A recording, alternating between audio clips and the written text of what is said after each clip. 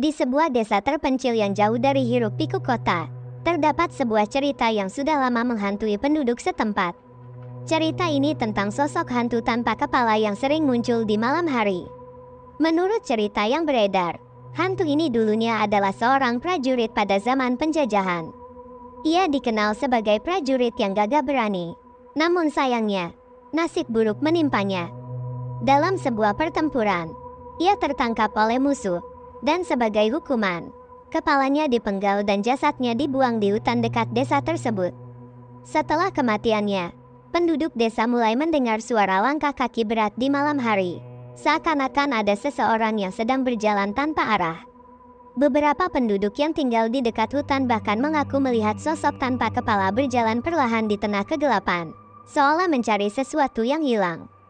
Menurut para sesepuh desa, hantu itu adalah arwah prajurit yang masih mencari kepalanya yang hilang. Tidak bisa tenang sebelum menemukannya. Suatu malam, seorang pemuda pemberani bernama Andi memutuskan untuk membuktikan apakah cerita tersebut benar.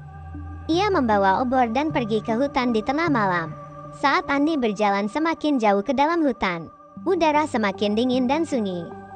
Tiba-tiba, ia mendengar suara langkah kaki di belakangnya. Saat menoleh, ia melihat sosok itu, tubuh tinggi besar, tanpa kepala, berjalan perlahan mendekatinya. Andi membeku di tempat, kakinya terasa berat seperti batu. Sosok itu berhenti hanya beberapa langkah darinya, tanpa mengeluarkan suara.